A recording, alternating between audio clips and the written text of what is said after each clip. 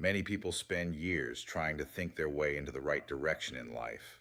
They analyze decisions carefully, weigh different options, and try to choose the path that makes the most sense. From the outside, this seems like the responsible way to move forward. But even with all that thinking, something can still feel uncertain.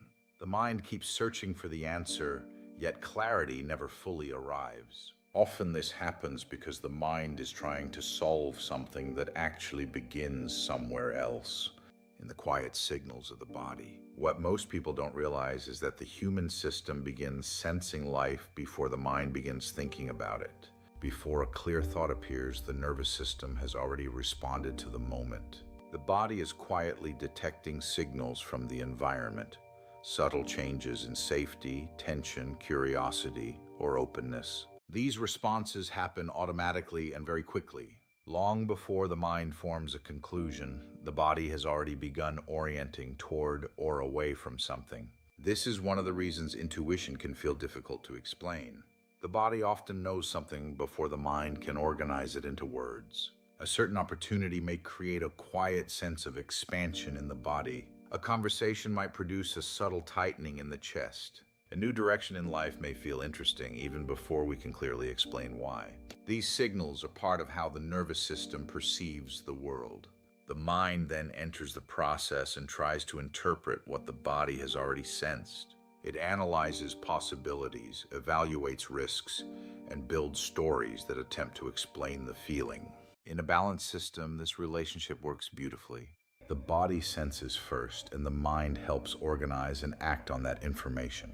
But many people have learned to reverse this order. Over time, we are often taught to trust thinking more than sensing. We learn to rely on logic, plans, and expectations from others. Subtle signals from the body are easily dismissed as unreliable, emotional, or impractical. When this happens, the mind begins trying to lead the process alone. The problem is that the mind is not designed to perceive the world directly. It works with concepts and explanations. The nervous system, however, is constantly sensing the environment in real time. When contact with the body becomes weaker, decision-making often becomes harder. People may think endlessly about what they should do next, yet nothing ever feels completely clear. This is not a failure of intelligence. It is usually a sign that the body and the mind have become slightly disconnected from each other. As the nervous system becomes more regulated and relaxed, something interesting begins to happen. The signals from the body become easier to notice again. Subtle feelings of curiosity, ease, or contraction begin to reappear in awareness. Clarity often begins returning in this quiet way, not as a perfectly formed idea, but as a felt sense that slowly becomes easier to trust. This dynamic appears in many areas of everyday life, often in ways that people find difficult to explain. One common example is in career decisions. Someone may choose a path that looks successful and logical. The position is respected, the income is good, and from the outside it appears to be the right choice. Yet something in the body never fully settles. There may be a quiet sense of heaviness each morning, or a subtle tension that appears whenever the future of that path is considered. The mind may keep explaining why the choice makes sense, but the body continues to signal something different. Many people learn to ignore these signals for years. Over time, the mind becomes very skilled at overriding what the body is feeling. It reminds us of responsibilities, expectations, and practical considerations. These are not wrong. They are part of life. But when the mind completely overrides the signals of the body, decisions can slowly move further away from what actually feels alive. This pattern often appears in relationships as well. Someone may meet a partner who seems perfect in many ways. They share similar goals, values, and plans for the future. On paper, everything fits together well. Yet when the body is quiet and attention turns inward, there may be a small tightening or unease that appears in moments of closeness. It may be very subtle, almost easy to ignore. Because the relationship looks right from the outside, the mind may explain the feeling away. It might say the discomfort is simply fear of intimacy or uncertainty about commitment. Sometimes that explanation is true, but other times the body is quietly sensing something that the mind has not yet recognized. The opposite can happen as well. A person might feel unexpectedly drawn towards something that does not yet make logical sense. It could be a creative idea, a new direction in life, or an unexpected opportunity. The body may respond with curiosity, lightness, or quiet excitement. Yet the mind immediately begins listing reasons why it might not be realistic. In these moments, the body is often responding to something that the mind has not fully understood yet. Creative work provides another example of this dynamic. Many artists, writers, and entrepreneurs describe a feeling that an idea arrives before they fully understand it. There is a moment of interest or aliveness that appears in the body first. The mind then begins exploring and developing the idea afterward. If the body signal is ignored too quickly, the idea often fades before it can take shape. When people lose contact with these signals, life can begin to feel confusing. Someone may spend months or even years trying to figure out their purpose. They read books, analyze possibilities, and create plans for the future. Yet the more they think about it, the more unclear things become. This is often because purpose is not only a mental concept, it is also a felt orientation in the body, a sense of interest, engagement, or natural movement towards something. Burnout can emerge through the same pattern. A person may continue pushing forward through effort and discipline even when the body has been signaling exhaustion for a long time. At first, the signals may be small: tension, fatigue, or loss of enthusiasm.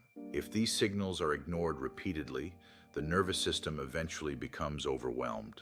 What appears as burnout is often the body finally insisting on being heard. This dynamic can also appear in moments of opportunity. Sometimes a new possibility begins to appear in someone's life, a chance to change direction, begin something meaningful, or step into a larger role. The mind may become immediately focused on potential risks. It tries to calculate outcomes and control uncertainty.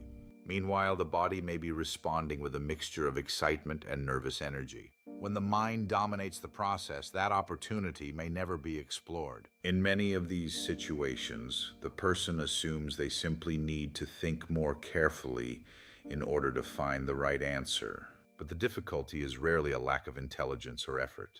More often, the body has already begun sensing something important, and the mind has simply learned to speak louder than those signals. As people begin reconnecting with their nervous system, these experiences start to make more sense. They begin noticing that certain directions in life create a quiet sense of openness in the body. Other directions produce contraction or heaviness. These signals are not always dramatic.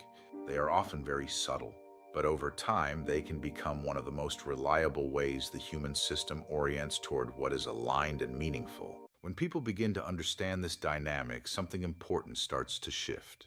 Instead of trying to force clarity through more thinking, attention gradually begins returning to the body. The goal is not to stop thinking or to reject the mind. The mind is a powerful tool, but it works best when it is cooperating with the signals of the nervous system rather than trying to replace them. In this way, clarity begins to emerge differently. Rather than appearing as a perfectly formed idea, direction often begins as a quiet, felt sense. There may be a subtle feeling of openness when considering one path, or a sense of contraction when imagining another. Sometimes it shows up as curiosity, interest, or a gentle sense of movement towards something. These signals are easy to overlook because they are often very subtle. But as the nervous system becomes more regulated and relaxed, these signals become easier to hear. The body is no longer constantly occupied with tension or protection. Attention begins to widen in this moment. Perception becomes clearer in this moment. From this state, the body naturally starts to guide attention toward what feels alive, meaningful, or aligned. The mind still plays an important role in this process. It helps organize information, plan steps, and bring ideas into practical action. But the mind is no longer trying to generate direction by itself. Instead, it begins working with the signals that the body has already sensed. In many ways, this restores a more natural order inside the human system. The nervous system senses the world directly. The body notices subtle changes in safety, energy, and interest. Then the mind helps translate those signals into choices and actions. When this relationship returns, life often begins to feel less forced. Decisions do not always become easy, but they become clearer. Instead of trying to control every outcome, people begin noticing which directions create a sense of expansion and which create contraction. Over time, this creates a different relationship with purpose. Purpose is no longer something that must be solved purely through thinking.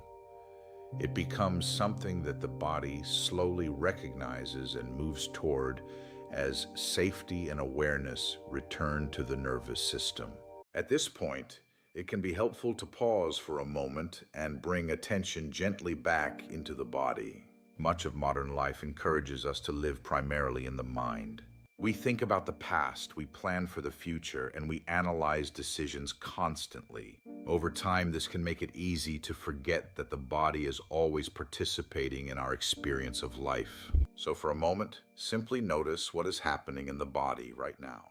Notice the feeling of breathing. Notice the weight of the body where it rests. Notice whether there is tension somewhere or whether certain areas feel more open. There is nothing to change here. Quiet stillness, just noticing. Now, you might bring to mind a direction in life that you have been thinking about recently. It could be related to work, creativity, relationships, or some change that feels important to you.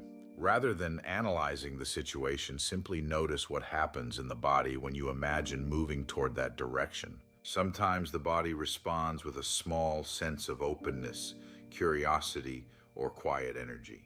Other times there may be tightness, hesitation, or a feeling of contraction. These signals are not commands, and they are not final answers. They are simply information in this moment. Over time, learning to notice these signals can begin to restore a deeper sense of orientation.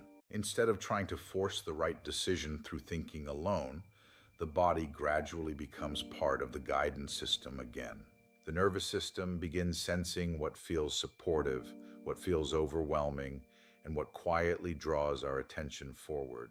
This process does not require perfect sensitivity. Even very small signals can be meaningful when we begin to notice them consistently. As safety and awareness increase in the body, these signals often become clearer and easier to trust. In this way, the body slowly becomes a place where life can be felt directly again.